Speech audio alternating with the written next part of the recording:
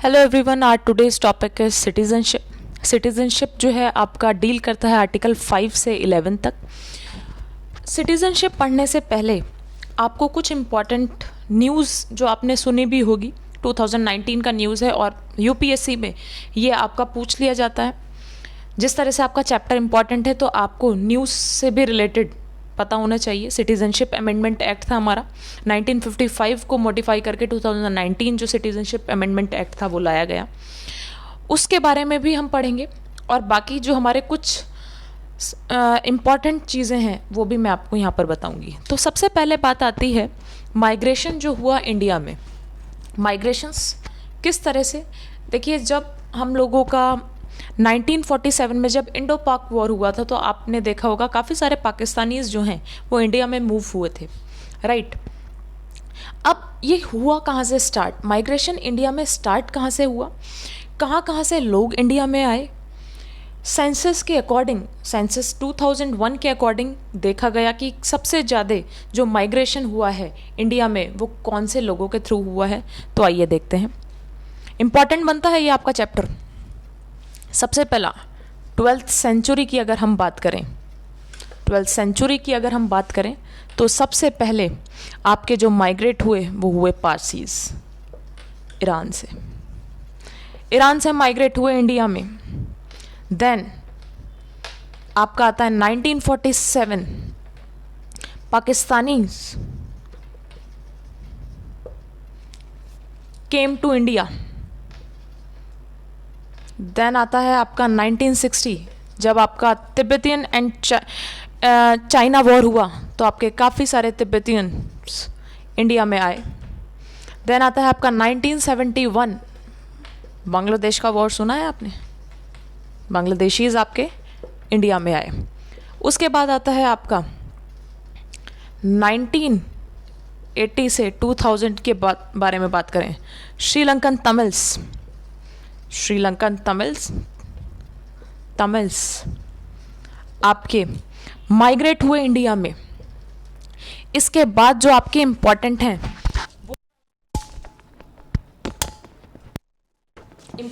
आपके 2015 का जो पीरियड था, 2015 से 2017 के बीच में आपके आए रोहिंग्याज मुस्लिम्स।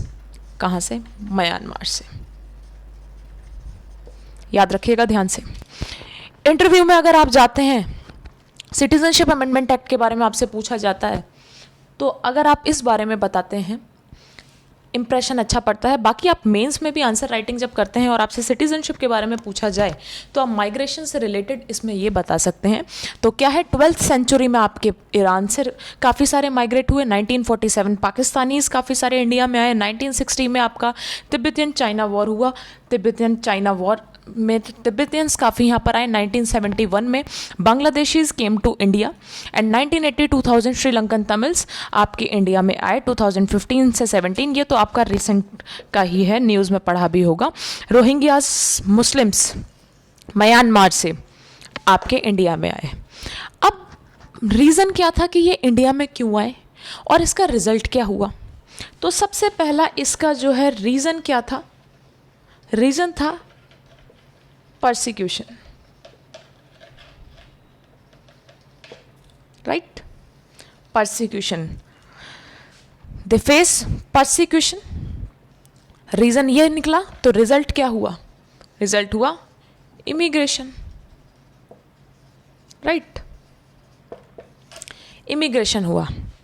अब बात आती है कि आपकी जो डेफिनेशन है सिटीजनशिप अमेंडमेंट एक्ट 2019 से पहले कुछ डेफिनेशन थी आपकी इलीगल इमिग्रेंट से रिलेटेड, पूछ लिया जाता है इलीगल इमिग्रेंट्स कौन थे।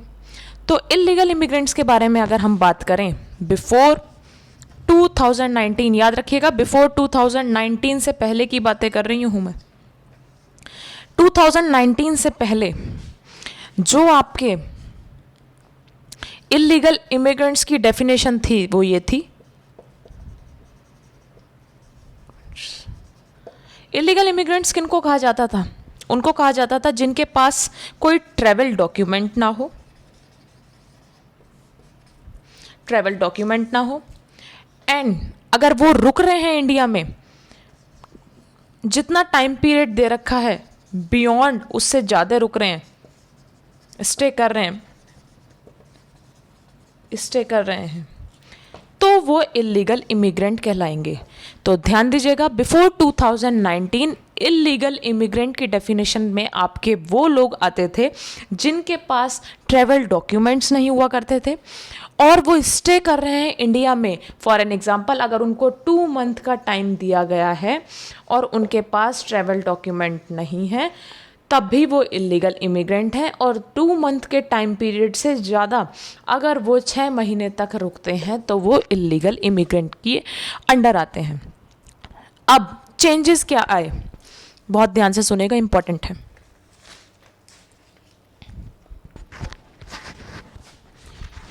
ये आप नोट कर सकते हैं, 12th सेंचुरी 1947, 1960, 1971, 1980, 2000 तक, 2015 एंड 2017। एंड यहाँ पर ट्रैवल डॉक्यूमेंट एंड आपका बियॉन्ड टाइम पीरियड अगर वो स्टे करते हैं इंडिया में तो ये इलीगल इमिग्रेंट के अंडर में आता है। बिफोर 2019 से पहले की बात है। अब 2019 when the Citizenship Amendment Act passed by the Parliament of India, they modified the Citizenship Amendment Act 2019, modified Citizenship Amendment Act 1955। तो उसमें क्या क्या चेंजेस आए तो वो हम देखते हैं।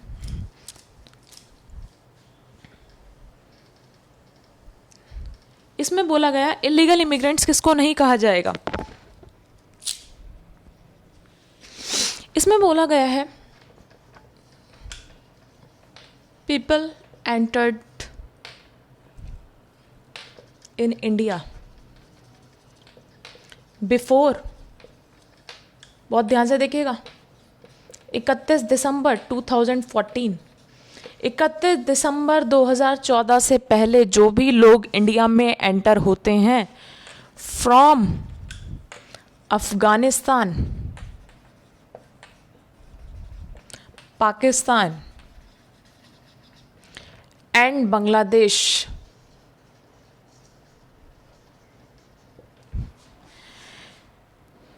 people entered in India before 31 December 2014 from Afghanistan, Pakistan and Bangladesh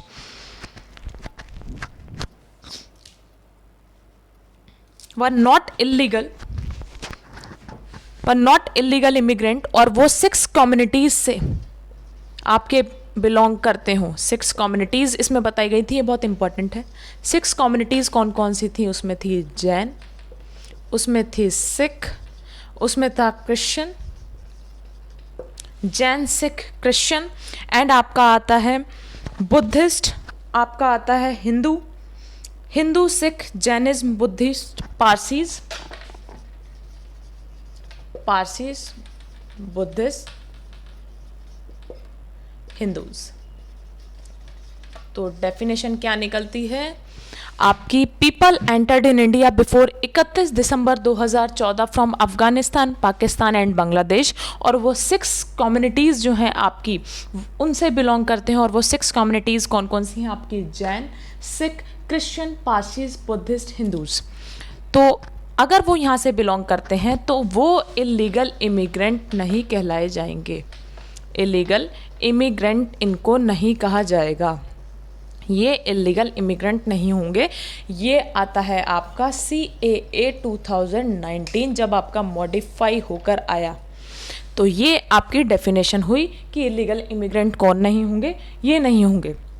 इसके बाद बोला गया काफ़ी सारे इसके पीछे काफ़ी लोग अगेंस्ट में थे कि आखिर इन कम्युनिटीज़ को ही क्यों कहा गया, मुस्लिम्स को क्यों नहीं कहा गया। तो गवर्नमेंट ने बोला कि ये आपकी इस्लामिक कंट्रीज़ हैं, ठीक है, इस्लामिक कंट्रीज़ हैं, ये तीनों इस्लामिक कंट्रीज़ हैं, 3 Islamic countries, Afghanistan, Pakistan and आपका Bangladesh. And here the people of India face persecution. Persecution की डेफिनेशन आपने परसिक्यूशन के बारे में आपने वहाँ भी पढ़ा था।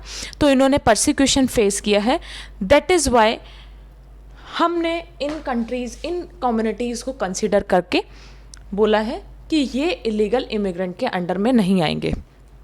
तो आपने अच्छे से पढ़ा होगा इलीगल इमिग्रेंट किसको बोला जाता है, इलीगल इमिग्रेंट 2019 से पहले किसको बोला गया।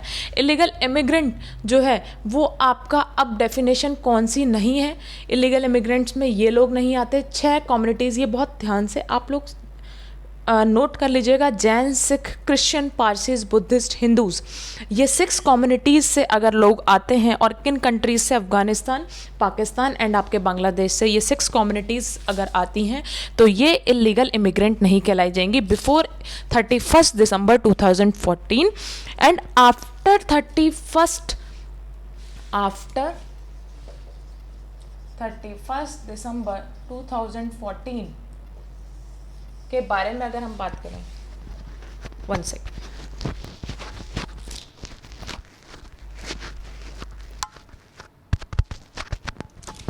सॉरी, 31 दिसंबर 2014 की अगर हम बात करें, उसके बाद अगर आते हैं तो उनको रिसाइड करना पड़ेगा, रिसाइडिंग इन इंडिया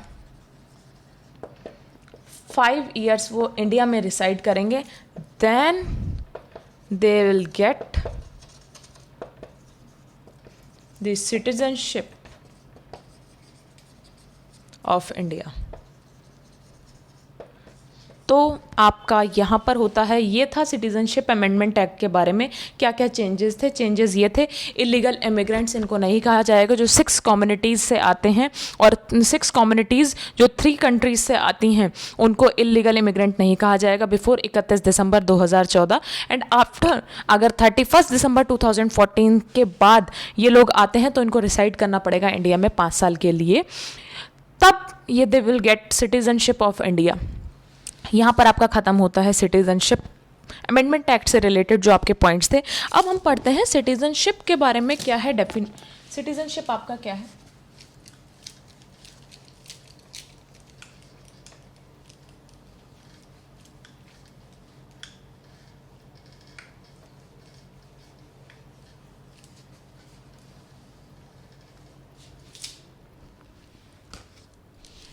देखिए, इंडिया में एक होता है सिटीजन्स, एक होते हैं एलियंस।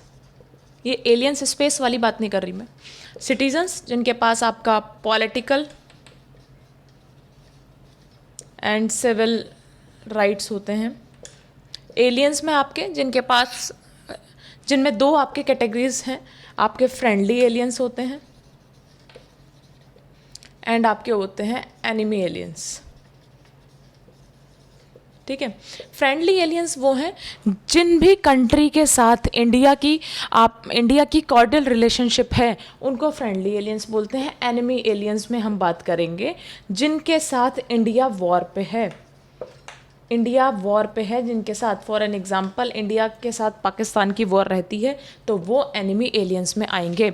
और आपके फ्रेंडली रिलेशंस काफ़ी सारी कंट्रीज़ के साथ हैं तो उसमें आपके आएंगे फ्रेंडली एलियंस। अब सिटीजनशिप आप किस तरह से एक्वायर कर सकते हैं, देखिए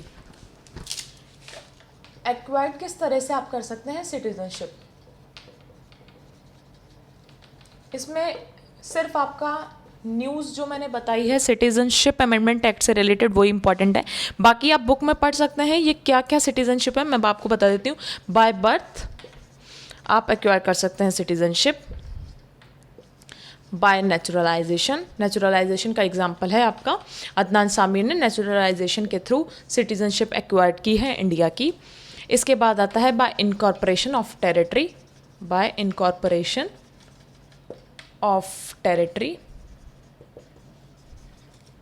एंड बाय रजिस्ट्रेशन के थ्रू भी आप एक्वायर कर सकते हैं सिटीजनशिप इंडिया की। ठीक है, by birth, bye naturalisation, bye incorporation of territory and bye registration. इसके बाद आता है आपका किस तरह से आपकी जो सिटीजनशिप है वो टर्मिनेट हो सकती है। तो किस तरह से टर्मिनेट आपकी कैसे हो सकती है, रिनाउंसिएशन। अगर वो ज़बरदस्ती जो है, कोई भी सिटीजन है, फॉर एन एग्जांपल मैं हूँ और मैं अपनी मर्ज़ी से सिटीजनशिप छोड़ना चाह रही हूँ तो तो क्या कहते हैं, मेरी सिटीजनशिप जो है वो टर्मिनेट हो जाएगी। सेकंड आता है टर्मिनेशन के थ्रू, अगर कोई भी बंदा, फॉर एन एग्जांपल मैं हूँ, वो सिटीजनशिप एक्वायर कर लेती हूँ बांग्लादेश की या किसी भी यूएस की सिटीजनशिप एक्वायर कर लेती हूँ, तो हमारे यहाँ सिंगल सिटीजनशिप का कंसेप्ट है। जैसे कि मैंने आपको बताया था फीचर्स ऑफ कॉन्स्टिट्यूशन में सिंगल सिटीजनशिप का कंसेप्ट है। तो अगर मैं एक्वायर कर लेती हूँ सिटीजनशिप यूएस की, तो मेरी ऑटोमेटिकली इंडिया की जो सिटीजनशिप है वो टर्मिनेट हो जाएगी। थर्ड आता है आपका कि सेंट्रल गवर्नमेंट कुछ पॉइंट्स पे सिटीजनशिप जो है आपकी टर्मिनेट कर सकती है। वो किस वजह से? अगर आपने कोई फ्रॉड किया हो, अगर आपने जो है कॉन्स्टिट्यूशन ऑफ इंडिया से रिलेटेड कुछ छेड़छाड़ की हो, तब। इसलिए ये काफ़ी सारे पॉइंट्स हैं। लक्ष्मीकांत, डीडी बासु, जो भी आप बुक कवर कर रहे हैं, या फिर आप नेट के थ्रू भी ये देख सकते हैं सिटीजनशिप। बाकी ये चैप्टर इतना इंपॉर्टेंट नहीं बनता। चैप्टर में आपका सिर्फ न्यूज़ से रिलेटेड बनता है, वो मैंने आपको बता ही दिया। तो ये था आपका पूरा कंसेप्ट सिटीजनशिप के बारे में। सिटीजनशिप आपका आर्टिकल 5 से 11 डील करता है, ये आप पढ़ सकते हैं। एक तरह से जो एक्वायर्ड सिटीजनशिप है ये इंपॉर्टेंट बनता है। अगर आप चाहते हैं तो मैं इसके नोट्स जो हैं आपको अपलोड कर दूंगी सिटीजनशिप के। और जो आता है आपका टर्मिनेशन किस तरह से है वो भी मैंने आपको बता दिया। टर्मिनेशन आपका है वॉलंटरी एक्वायर्ड कर लेते हैं आप सिटीजनशिप किसी और कंट्री की, तो आपकी टर्मिनेट हो जाएगी सिटीजनशिप। अगर आप रिनाउंसिएशन अपनी मर्जी से सिटीजनशिप छोड़ते हैं तो भी आपकी टर्मिनेट होगी सिटीजनशिप। उसके बाद आता है आपका कि सेंट्रल गवर्नमेंट भी जो है कुछ पॉइंट्स के अकॉर्डिंग कंसिडर करते हुए आपकी सिटीजनशिप को जो है टर्मिनेट कर सकती है। इसके बाद आपके चैप्टर आएगा कल सुप्रीम कोर्ट का, जो अपलोड हो जाएगा सुबह तक। सुप्रीम कोर्ट आपका इम्पॉर्टेंट क्यों बनता है वो भी मैं आपको बता देती हूँ। जिस तरह से आपने अभी न्यूज़ में देखा होगा, 1-2 महीने पहले की न्यूज़ है आई थिंक, कि आपकी जो स्ट्रेंथ हो गई है अब जजेस की, जो आपकी सुप्रीम कोर्ट के जजेस की स्ट्रेंथ हो गई है विद चीफ जस्टिस, वो आपकी 34 हो गई है। तो इस वजह से अगर हम देखें तो आपका जो सुप्रीम कोर्ट चैप्टर है वो इम्पॉर्टेंट बनता है, और उसी के डिफरेंस करके हम पढ़ेंगे हाई कोर्ट भी। तो इम्पॉर्टेंट है, आप जब भी कभी भी कोई भी चैप्टर पढ़ते हैं, ये इम्पॉर्टेंट है, बड़े ध्यान से सुनिएगा। आप कोई भी चैप्टर अगर पढ़ते हैं तो आप सबसे पहले आपको न्यूज़ याद आ जानी चाहिए कि हाँ इस न्यूज़ के बारे में मैंने पढ़ा है। फॉर एन एग्जांपल मैंने आपको कल शॉर्ट्स में एक न्यूज़ के बारे में बताया था जो था इन्फ्लेशन, रिटेल इन्फ्लेशन, कि आपका 8 साल में इतना इंक्रीज़ हुआ है। तो आपके लिए इम्पॉर्टेंट बन जाता है इन्फ्लेशन चैप्टर। अगर मैं पॉलिटी से हटकर बात करूं तो आपने न्यूज़ में जैसे पढ़ा रिटेल इन्फ्लेशन के बारे में, तो इन्फ्लेशन चैप्टर आपका इंपॉर्टेंट बन जाता है। तो उस चैप्टर में आप खास तौर से क्या पढ़ेंगे कि व्हाट इज़ इन्फ्लेशन, आपको पता है general rise in price of the commodity. उसके बाद आता है आपके टाइप्स ऑफ इन्फ्लेशन आ गए। टाइप्स ऑफ इन्फ्लेशन के बाद आपका आ गया CPI, consumer price index, wholesale price index, retail inflation क्या है। अब उसके बाद आपके आ गया किन स्टेट्स का इन्फ्लेशन सबसे ज़्यादा है, किन स्टेट्स में सबसे ज़्यादा कम इन्फ्लेशन है। एंड UPPCS के जो भी एग्ज़ाम देने जा रहे हैं उनको भी ये पता होना चाहिए कि रिटेल इन्फ्लेशन जो अब आया है, देखिए हम ये एनालाइज नहीं कर सकते कि न्यूज़ जो है वो 1 साल पहले की आएंगी या 6 महीने पहले की आएंगी। आपको फॉर एन एग्जाम्पल आपका 12 जून को एग्ज़ाम है UPPCS का, तो आप 1 जून तक की जो न्यूज़ है वो पढ़कर जाएं, 1 जून तक। और मैं तो कहती हूँ आप 11 जून तक का भी न्यूज़ पढ़ें। मेरे को भी जब मैं PCS की तैयारी कर रही थी और UPSC की मैं तैयारी कर रही थी, तो हम लोगों के टीचर्स यही बताते थे कि आप न्यूज़ 1 दिन पहले तक ही पढ़ के जाएं, क्योंकि कुछ नहीं पता कि आपका कब पेपर सेट हुआ है। देखिए हम नहीं बैठे पेपर सेट करने के लिए, तो आप अपना सेफ साइड लेके चलें। तो आपने इन्फ्लेशन की न्यूज़ पढ़ी तो इन्फ्लेशन से रिलेटेड आ गया। जजेस के बारे में पढ़ा तो आपको आ जाएगा टेन्योर, बताइए जजेस का किस तरह से सुप्रीम कोर्ट का चैप्टर आ सकता है। तो इसी तरह से हम पढ़ेंगे सुप्रीम कोर्ट के बारे में, कल हाई कोर्ट के बारे में भी पढ़ेंगे। तो आपके इसी तरह से चैप्टर इंपॉर्टेंट होते रहेंगे, ये कवर होते रहेंगे अच्छे से। आप लोग ओवरव्यू के थ्रू आप लोग पढ़ के चले जाइएगा। बाकी जो रही पॉलिटी के कुछ न्यूज़ वो मैं बीच बीच में आपके शॉर्ट्स में डालती रहूँगी। उसके बाद आता है आपका कि काफ़ी स्टूडेंट्स को कन्फ्यूज़न होता है कि हम लोगों का